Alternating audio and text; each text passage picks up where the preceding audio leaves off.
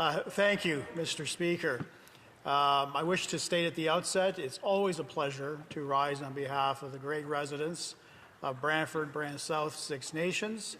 I also want to telegraph that I'll be splitting my time, Mr. Speaker, with my colleague, the member for Montmorency Charlevoix. Today, sir, we are debating our Conservative motion that given that the Auditor General found that the ArriveCan contractor, GC Strategies, was paid $64 million, and in many cases, no proof that any work was completed, the House calls on the government to get taxpayers their money back within 100 days of the adoption of this motion, and 2, impose a lifetime contracting ban on GC Strategies, their subsidiaries, but more importantly, its founders, its principal partners, Christian Firth and Darren Anthony, and any other entities with which those individuals are affiliated. Simple message is Canadians want their taxpayer money back. I know that the member for Winnipeg North claims that no one in his riding spoke about the ArriveCan, but I'm sure they talked about accountability and transparency and proper prudence of the government exercising that prudence over taxpayer money. He won't talk about that, but that's exactly what this motion is about. And if this is a deja vu moment, because it feels like a deja vu moment for me, is approximately 15 months ago, I stood before you, your predecessor in that chair, and was giving a speech on a similar motion. It wasn't worded in the same fashion, Mr. Speaker, but the intent was there that gave the government 100 days to inform the House as to how and what steps they would take to get taxpayers their money back. That was a result of the Auditor General releasing a number of damning reports.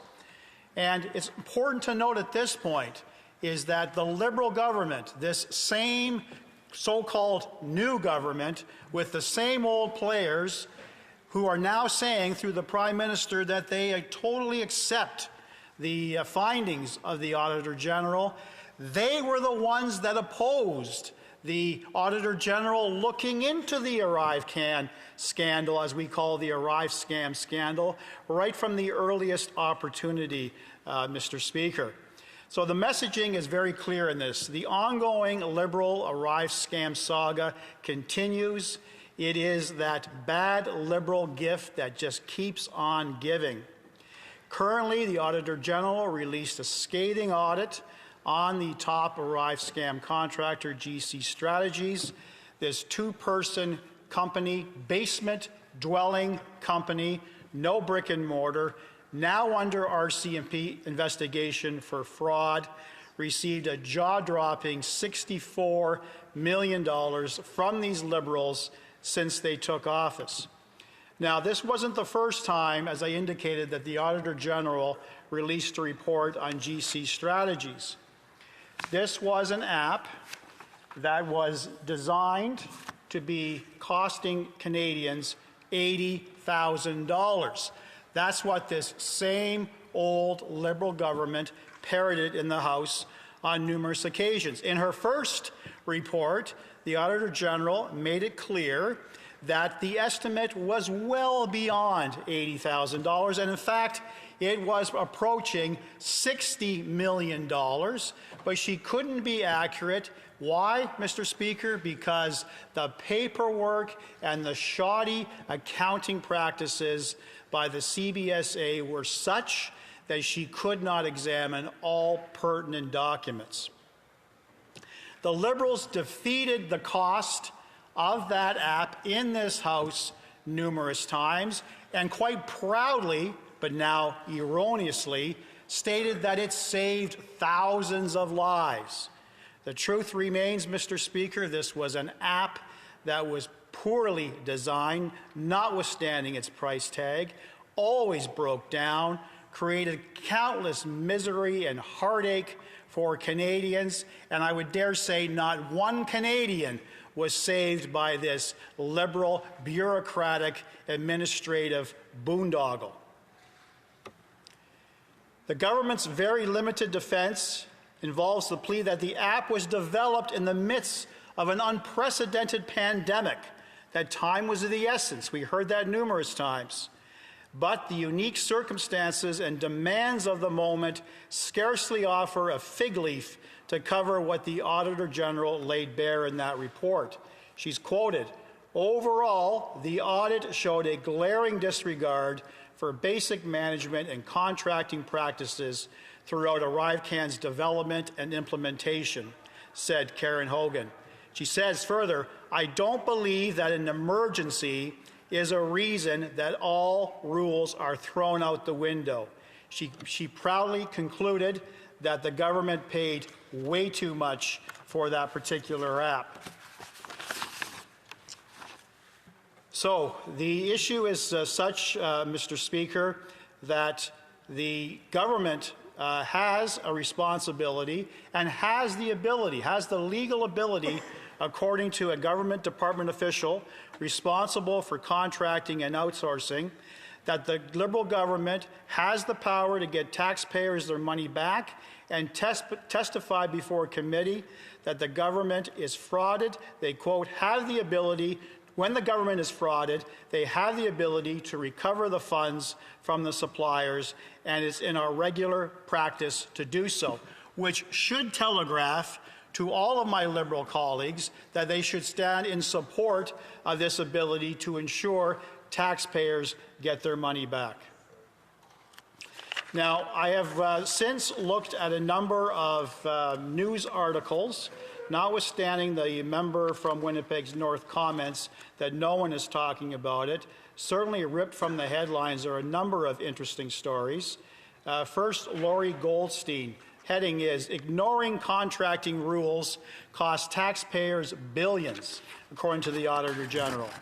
Federal Auditor General Karen Hogan on Tuesday reported widespread incompetence in the awarding of government contracts by the public service, resulting in billions of dollars of taxpayers' money being wasted.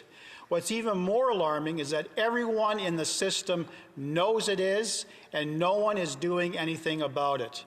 Given that, what is the point of having an Auditor General if every time she exposes incompetence and waste, the government pays lip service to implementing her recommendations and then goes back to doing the same things that led to the issue being investigated by the Auditor General in the first place? In her latest report, the concern arises from Hogan's deep dive into federal contracts awarded to GC Strategies. This was supposed to cost $80,000. 2 minutes, wow, that goes by fast. I could literally speak for an hour on this, Mr. Speaker. I've been involved for literally 3 years in it. So some of the key findings: 58% of the contracts examined that were awarded without tendering failed to assess whether doing so would have resulted in lower costs to taxpayers. In more than 80% of the contracts examined that were awarded without competition or with only one valid bid, government departments failed to verify that the fees paid did not exceed market rates. In almost 50% of the contracts examined, federal departments couldn't show the work was delivered even though payments were made. In 33% of the contracts examined, Mr. Speaker, federal departments couldn't show the firms contracted were capable of completing the work. In 21% of the contracts examined, federal departments lacked documentation about showing security clearances for contractors working on government networks containing sensitive information. And alarmingly, those department agencies where security clearances were not obtained included National Defense, Global Affairs, and the Department of Justice, 3 of the most important ministries that have an obligation to secure sensitive data. So in essence, she concluded that ultimately no recommendations were being made because ultimately they need to follow the basic rules which have been allowed to be not followed literally for the last 10 years, and that simply Canadians did not receive value for their money. In essence, I'm asking every member to rise, to stand up for their constituents and ensure accountability is here. Questions and comments? Questions et commentaires. The member for Waterloo. Thank you, Mr. Speaker. Mr. Speaker, I have to say thank you for that speech. I am one who oftentimes provides a lot of commentary from this little corner here, but I did appreciate the member taking through and just bringing to light some of the details that should be shared. And I would say that constituents in the riding of Waterloo would want to hear them as well. So I do hear the concerns and the comments that were raised within the report. I appreciate that this new government has committed to following all the recommendations. The member made a comment in regards to oftentimes that comment is made, yet there's not a follow-through. And that really did kind of bring to light a little bit more attention, because we do have a new Minister of Government Transformations. I would like to ask the member, with his experience and his background in law, what advice, I hear the 2 points that want to be raised in the motion, what advice, as we are spending more on defense, as we are building one economy in Canada, what advice and guidance can we hear from him so that we can ensure the success? I have to give time to the member to respond. The member for Brantford, Brant South, Six Nations. Yes, thank you. I thank the member for Waterloo for that very thoughtful question. I don't think she's going to like the answer, and I'm not going to take credit for this answer. I'm actually going to take credit for a journalist from the National Post who reported today with an interesting story about all the items that I spoke to. But the heading, sir, to answer my friend's question, job one for Canada in this scary new world is to stop being stupid. Stop being stupid and follow the damn rules. It's simple. It's common sense, Mr. Speaker. Before I recognize the member for Columbia, Kootenay, Southern Rockies, just during the debate, just a reminder members to be careful of their language. The honourable member. Thank you, Mr. Speaker, and thank my colleague for a great speech. And I'm wondering if, looking at the people in Columbia, Kootenay, Southern Rockies, expecting that this money will be recovered, obviously everybody in this House will be voting for this motion. Wouldn't you agree? And how do you also propose that what happens if some people, perhaps on the other side, don't vote in favor of this motion and not wanting to recover the money that's been taken? Thank you. Before I recognize the member for Brantford, Brant South, Six Nations, always through the chair. Yes. Honourable member. I thank my colleague for that great question. As I indicated in my speech, one would only hope that there would be unanimous approval for this motion if all of us live true to our responsibilities to our constituents, is to ensure that we are delivering value to them.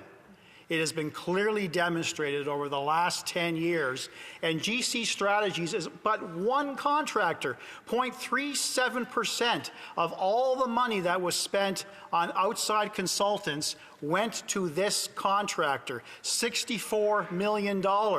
According to Ms. Hogan, it would be naive for us to think that this is only applicable to this one contractor. We are literally talking about billions. With that being said, every member should stand for their constituents and ensure transparency and accountability and a plan to pay the money back. Questions and comments. The Parliamentary Secretary to the President of the Treasury Board. Thank you, Mr. Speaker. I've heard a number of people on the other side today talk about the same old government. That's not, in fact, the case. This government was judged in the court of public opinion. We got more seats. I would say it's the same old opposition, Mr. Speaker. 100%. They lost their leader as a choice of the Canadian public. What are you doing different to earn the confidence of the general public of this country? Through the chair. Well, I am here, and I will let the member for Brantford, Brant South, Six Nations explain what he is doing. Yeah. Unlike the member from the same old Liberal government, he may be a new face, but he's inherited a corrupt, rotten, at its core, government with the same values and same beliefs. What I'm doing differently is, unlike this member, I stand up for my constituents, and I ensure they get value for their tax dollars.